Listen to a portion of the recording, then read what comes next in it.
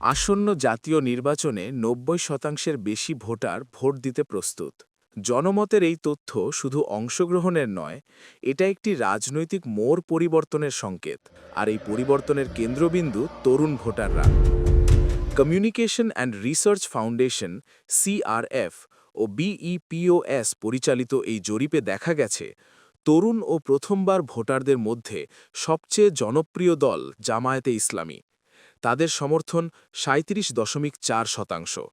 এরপর রয়েছে বিএনপি ২৭% এবং এনসিপি ১৭%। লক্ষ্য করার বিষয় হচ্ছে, এনসিপি এখন জামায়াত নেতৃত্বাধীন ১১ দলীয় জোটের সদস্য। তাই জামায়াত ও এনসিপি মিলে তরুণদের মধ্যে ১১ দলীয় জোটের সমর্থন দাঁড়াচ্ছে ৫৪.৪%। তাই শুধু তরুণদের সমর্থন নিয়েই ১১ দলীয় জোটের বিজয়ী হওয়া সম্ভব বলে মনে করছেন বিশ্লেষকরা। জরিপ অনুযায়ী ভোটারদের কাছে আগামী নির্বাচনের প্রধান ইস্যু দুর্নীতি। এতে গুরুত্ব দিয়েছেন ৬৭% বেশি ভোটার। এরপর রয়েছে দ্রব্যমূল্যের ঊর্ধ্বগতি, উন্নয়ন ও নিরাপত্তা।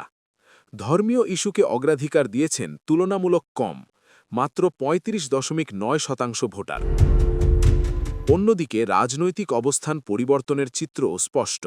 আগে আওয়ামী লীগকে ভোট দেওয়া ভোটারদের ৪৮% এখন বিএনপিকে আর ২৯% জামায়াতকে সমর্থন করছেন।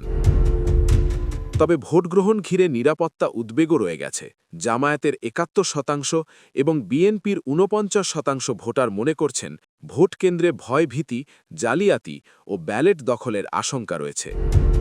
এই জরিপ পরিচালিত হয়েছে ২০২৫ সালের ২০ নভেম্বর থেকে ৩১ ডিসেম্বর পর্যন্ত, দেশের ১৮০টি আসনের ১১,০০০-এর বেশি ভোটারের ওপর।